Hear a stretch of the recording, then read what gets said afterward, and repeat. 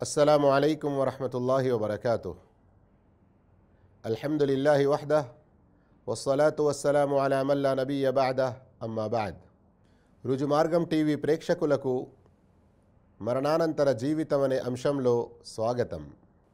త్రాసును బరువు చేసే సత్కార్యాలు అనే శీర్షిక మనం వింటూ ఉన్నాము, చూస్తూ ఉన్నాము। మహాశయులారా, దీనికి సంబంధించిన 4 సత్కార్యాల గురించి మనం తెలుసుకున్నాము। 4వ సత్కార్యం గత కార్యక్రమంలో ఏదైతే మీరు చూశారో అది రాత్రివేళ కనీసం 10 ఆయతుల ఖురాన్ పఠన ద్వారా తహజ్జుద్ నమాజ్ చేయడం। దాని యొక్క పుణ్యం గురించి కూడా విని ఉన్నారు। 1 కింతార్ పుణ్యం లిఖించబడుతుంది అని। కింతార్ అంటే ఈ ప్రపంచం మరియు ప్రపంచంలో ఉన్న సమస్తానికంటే ఎంతో మేలైన విషయం అని। ఏ సత్కార్యాల గురించి ఈరోజు మీరు విననున్నారో, తహజ్జుద్ నమాజ్ పుణ్యానికి సరి సమానమైన ఇతర సత్కార్యాలు ఏమైనా ఉన్నాయా? అవును, ఎన్నో సత్కార్యాలు ఉన్నాయి। తహజ్జుద్ నమాజ్ మనలో ఎంతోమంది ప్రత్యేకంగా పొద్దంతా శ్రమించి కష్టపడి పనిచేసేవారు ఇషా నమాజ్ తర్వాత వారు పడుకున్నారంటే మళ్ళీ ఫజర్ నమాజ్కు లేవడం కూడా కష్టతరంగా ఏర్పడుతుంది। కానీ అల్లాహ్ భయం ఉండేదుంటే కనీసం ఫజర్ నమాజ్ విధిగా ఉంది అని మేల్కొని చేయగలుగుతారు। కానీ ఎంతోమంది తహజ్జుద్ నమాజ్ చేయలేకపోతారు। అయితే ఇస్లాం ధర్మం ప్రతి మనిషికి లాభం చేకూర్చడానికి, పరలోకంలో ఎప్పుడైతే పుణ్యాల త్రాసు బరువుగా ఉండి, ఎవరి త్రాసు పుణ్యాలతో బరువుగా ఉండి స్వర్గంలో వెళ్తూ ఉంటారో అలాంటి వారిలో మనమందరము కూడా కలవాలని మనకు తహజ్జుద్ నమాజ్ చేయునటువంటి శక్తి లేకపోయినా దానికి సరి సమానమైన పుణ్యాన్ని పొందడానికి కొన్ని సత్కార్యాలు ఇస్లాం మనకు తెలియజేసింది। ఆ సత్కార్యాల గురించి ఇన్షా అల్లాహ్ ఈరోజు మనం తెలుసుకునే ప్రయత్నం చేస్తాము।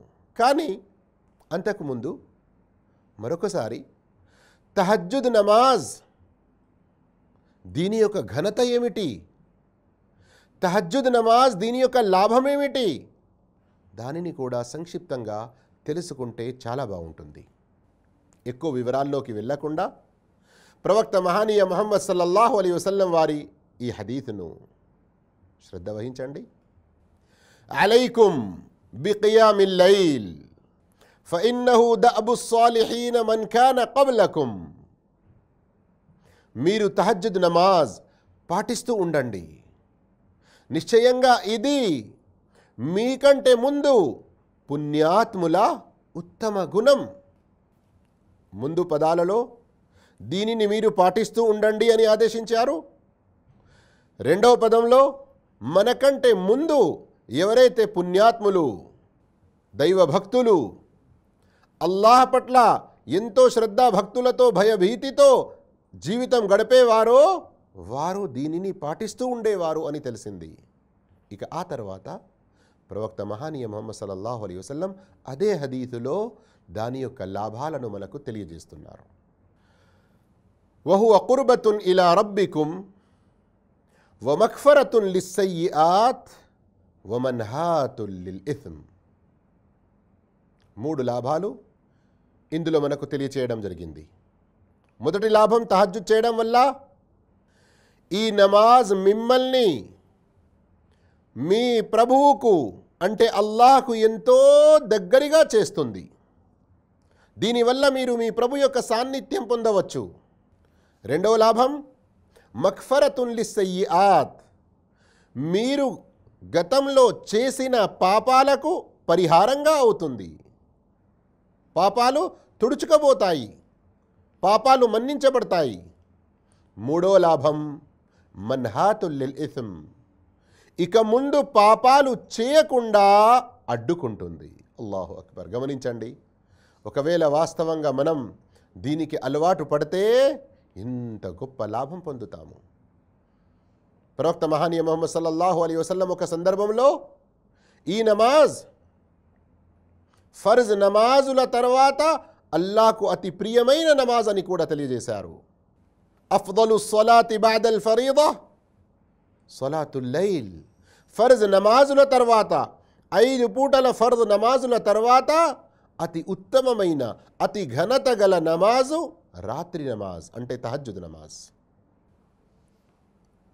మహాశయులారా, మరొక హదీస్ను మనం విని కనీసం చిన్నపాటిగా దానిపై శ్రద్ధ వహించి ఇక ఆ తర్వాత తహజ్జుద్కు సరి సమానమైన, తహజ్జుద్ పుణ్యానికి సరి సమానమైన సత్కార్యాలు ఏమిటో తెలుసుకుందాం. ఒకసారి ఈ హదీసును మీరు గమనించండి.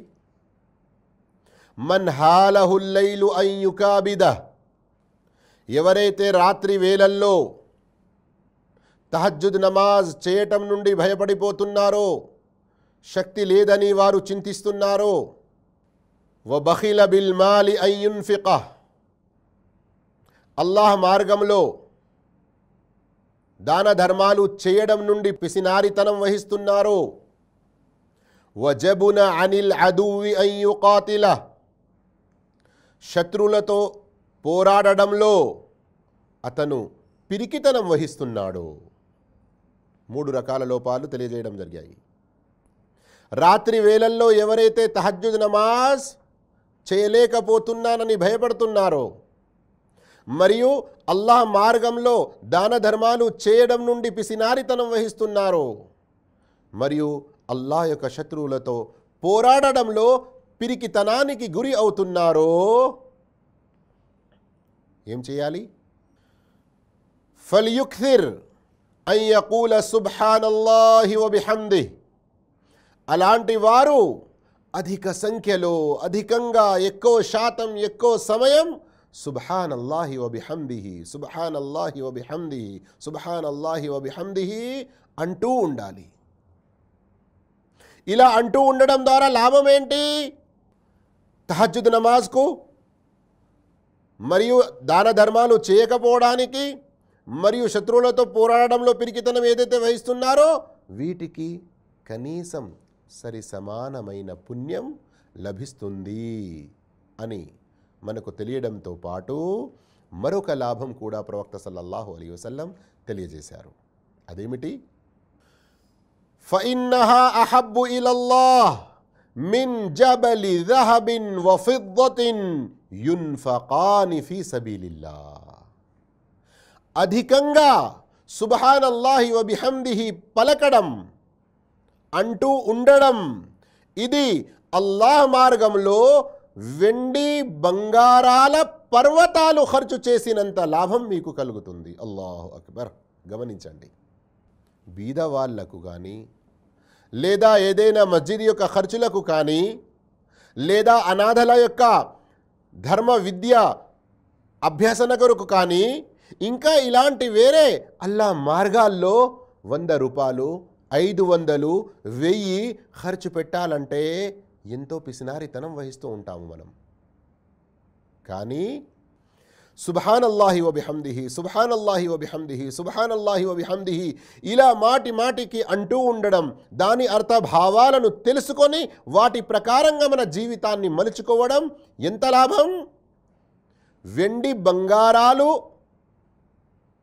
గ్రామా, 5 గ్రాముల, కిలోనా, 2 కిలోల కాదు.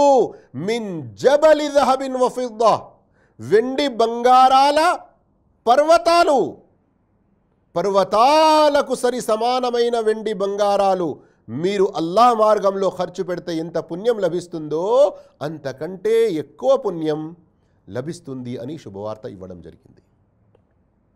అందుకు మహాశివులారా, ఒకవేళ మనం తహజ్జుద్ నమాజ్ చేయలేకపోయినా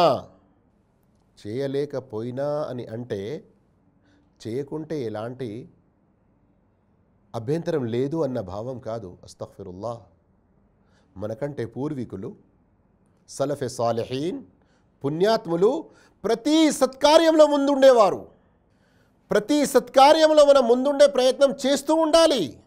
కానీ ఎప్పుడైనా ఏదైనా కారణంగా ఒక సత్కార్యం చేయలేకపోతున్నాము, దాని యొక్క ఘనత ఎంతో గొప్పగా ఉంది అని మనకు తెలిసినప్పుడు కనీసం ఆ పుణ్యానికి చేరుకునే అటువంటి ఇతర సత్కార్యాలు ఏమైనా ఉంటే అవి చేసే ప్రయత్నం చేయాలి.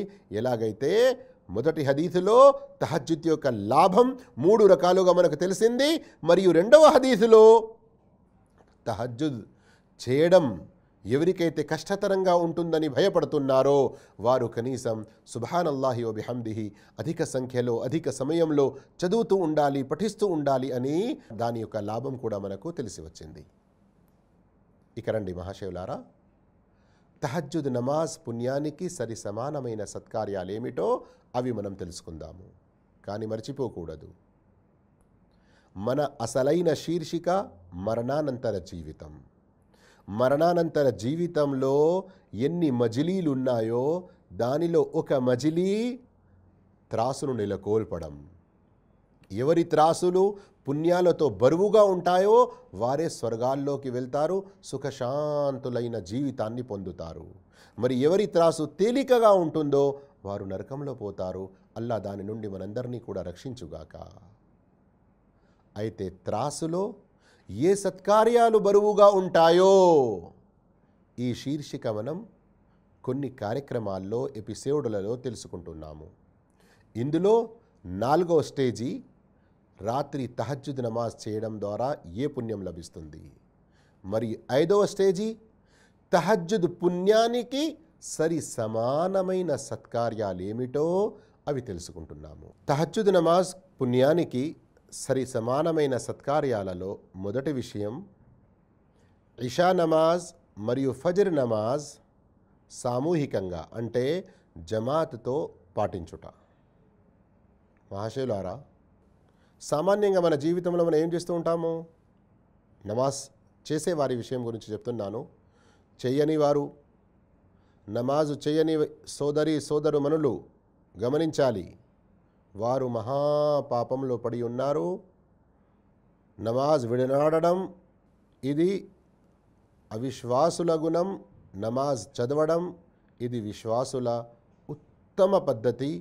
మరియు మనం అల్లా యొక్క దాసులం అన్నదానికి ఒక గొప్ప సూచన.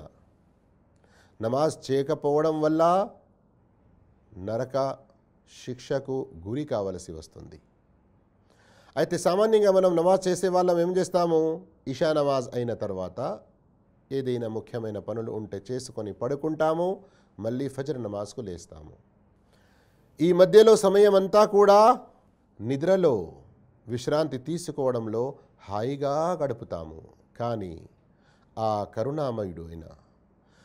కరుణామయుడైన అల్లా యొక్క కరుణ కటాక్షాలు మనపై ఎంతగా ఉన్నాయో గమనించండి. ప్రవక్త మహానీయ ముహమ్మద్ సల్లల్లాహు అలైహి వసల్లం తెలిపారు, మన్ సల్లల్ ఇషాఅ ఫీ జమాఅతిన్ ఫకఅన్నమా ఖామ నిస్ఫల్ లైల్. ఎవరైతే ఇషా నమాజ్ జమాత్తో చేస్తారో వారికి అర్ధరాత్రి తహజ్జుద్ చేసినంత పుణ్యం లభిస్తుంది. Woman సల్లల్ ఫజ్ర fee జమాఅ ఫకఅన్నమా ఖామల్ లైల కుల్లహ్.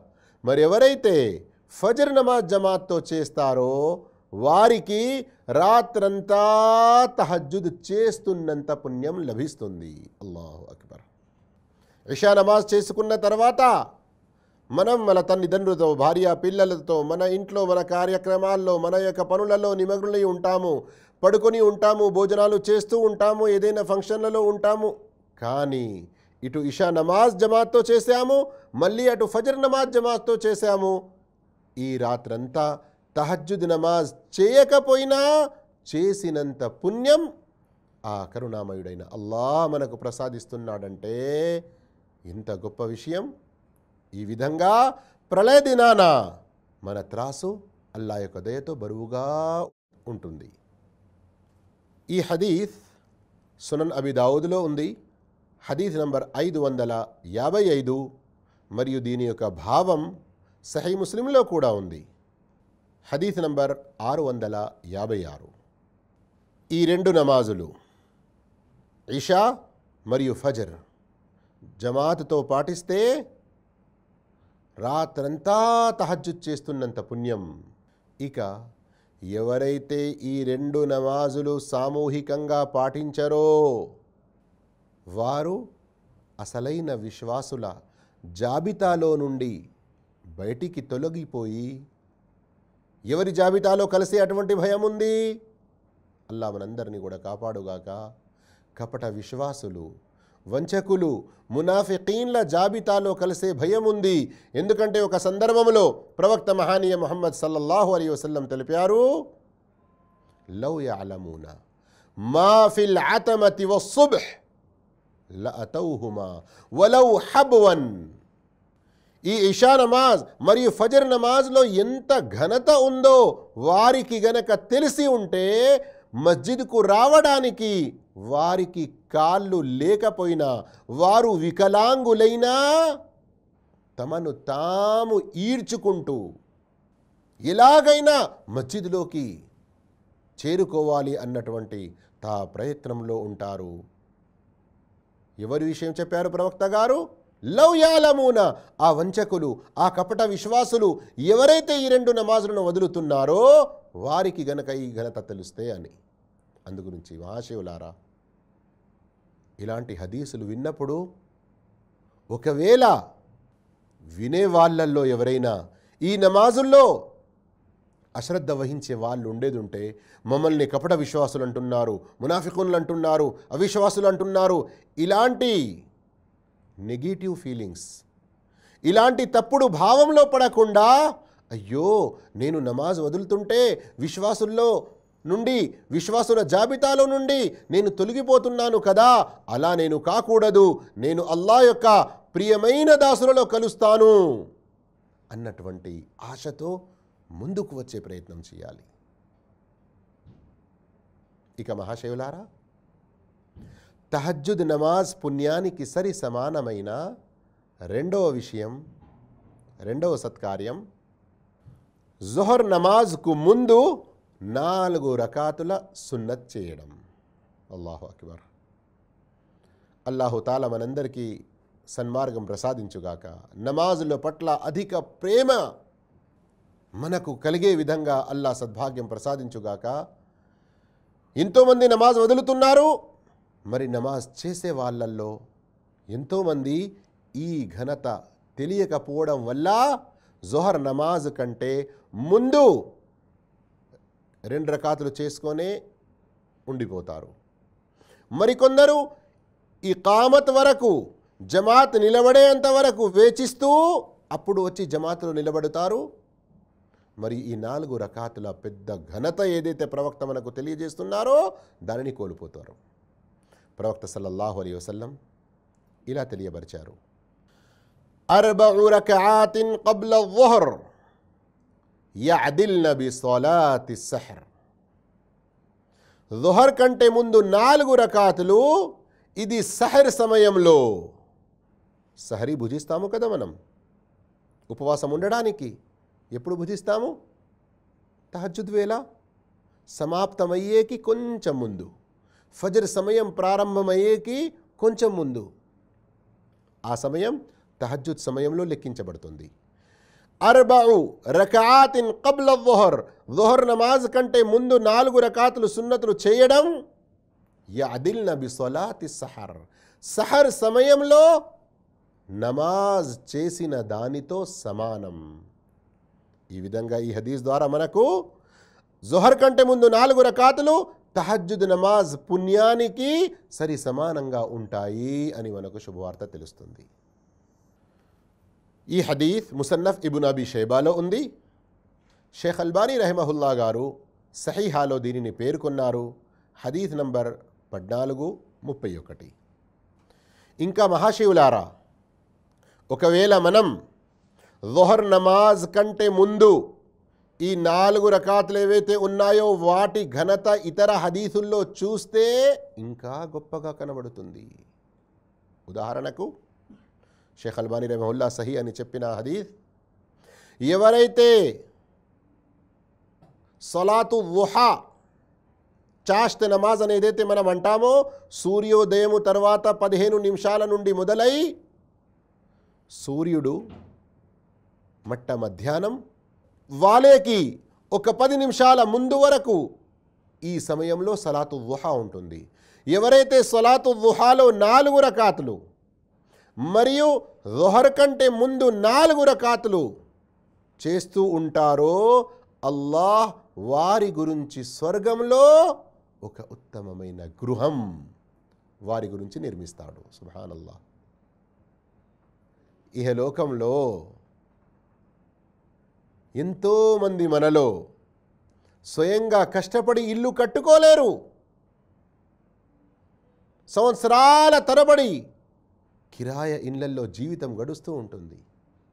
ఒక ఇల్లు కట్టాలంటే ఇంత శ్రమతో కూడిన పని.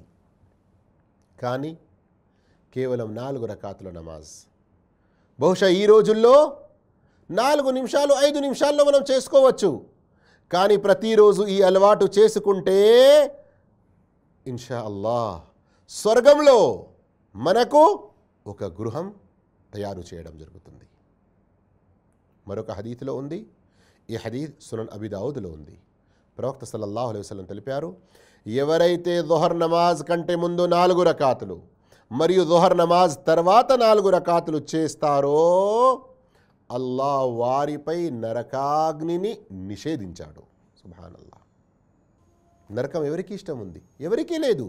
కానీ దాని నుండి రక్షణ పొందడానికి ఏ సత్కార్యాలు చేసుకుంటున్నాము మనం? మహాశయులారా, ఇహలోకంలో ఏ చిన్నపాటి అగ్ని మనం భరించలేము. నరకాగ్నిని ఎలా భరించగలుగుతాము? ఆ నరకాగ్ని నుండి రక్షణ పొందాలి అంటే మొట్టమొదటి విషయం అల్లాహపై విశ్వాసం, ప్రవక్త ముహమ్మద్ సల్లల్లాహు అలైహి వసల్లంని విశ్వసించడం, పరలోక దినాన్ని విశ్వసించడంతో పాటు సత్కార్యాలు కూడా ఉండాలి. ఆ సత్కార్యాల్లో ఒకటి దుహర్ నమాజ్ కంటే ముందు మరియు దుహర్ నమాజ్ తర్వాత 4 రకాతులు చదవడం. మరొక ఘనత, దాని ప్రస్తావన కూడా సహీ హదీసులో వచ్చి ఉంది. షేఖ్ అల్బానీ రహిమహుల్లా సహీహు తర్గీబ్లో పేర్కొన్నారు.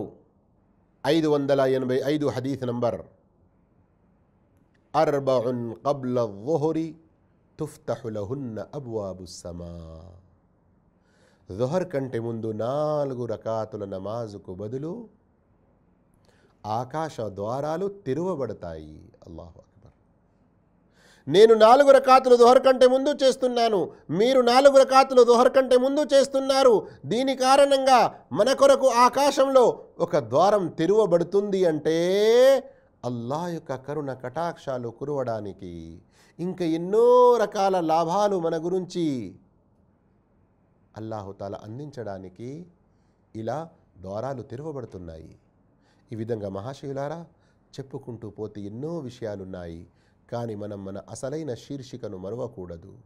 మన పుణ్యాల త్రాసు బరువుగా కావాలి. దాని మూలంగా మనం స్వర్గంలో చేరుకోవాలి అంటే ఇలాంటి సత్కార్యాలు మనకు చాలా అవసరం. క్షమించండి, మధ్యలో కొన్ని బోధనలు, గుణపాఠాలు చాలా అవసరం ఉంటాయి. ఈ రోజుల్లో పెళ్ళైన కొత్త జంట ఏం చేస్తారు? అమ్మాయి పుట్టడానికి, పెరగడానికి, యవ్వనంలో చేరడానికి ఇంకా 20 సంవత్సరాలు ఉండవచ్చు. కానీ ఇప్పటి నుండే డిపాజిట్స్ అని, సేవింగ్స్ అని అకౌంట్స్ ఓపెన్ చేసి మన బిడ్డ పెళ్ళికి ఎదిగే వరకు పనికి రావాలి అని కొన్ని రూపాయలు పోగు చేస్తూ ఉంటారు. ఇల్లు కట్టుకునేది ఉంది అని ప్రతి నెల వచ్చే జీతంలోని కొంత డబ్బు వెనకేసుకొని పోగు చేసుకుంటూ ఉంటారు.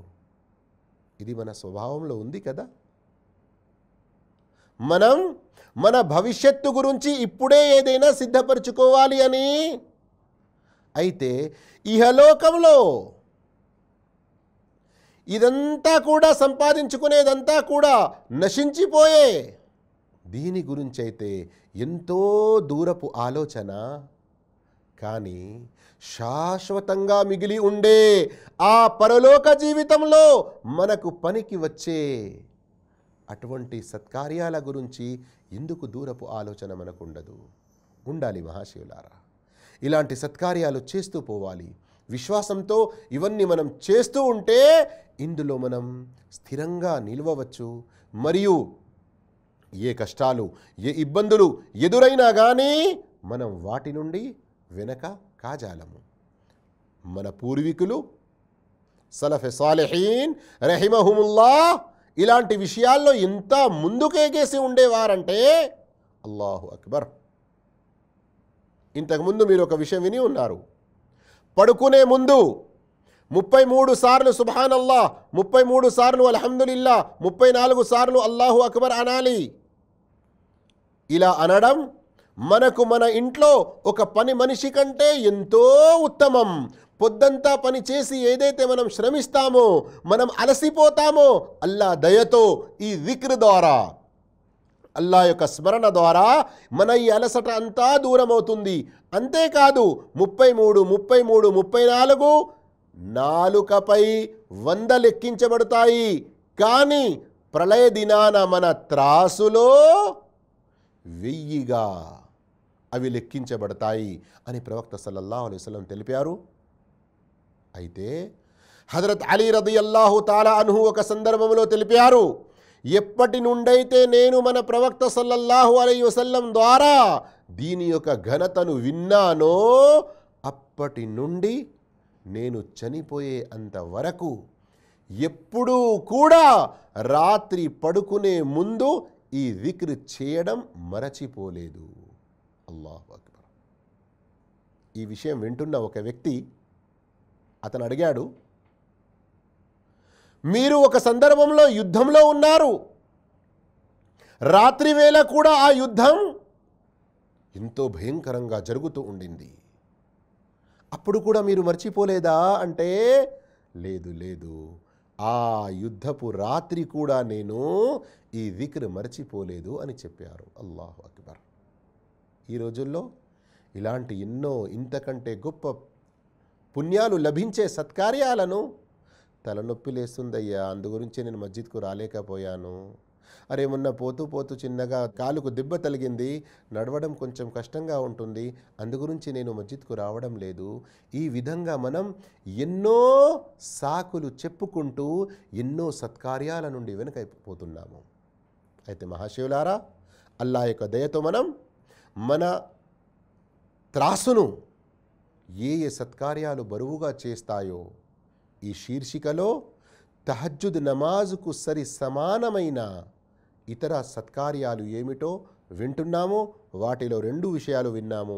ఇన్షా అల్లాహ్ దీని తర్వాత ఎపిసోడ్లో 3వ విషయం, 3వ సత్కార్యం మనం తెలుసుకునే ప్రయత్నం చేస్తాము.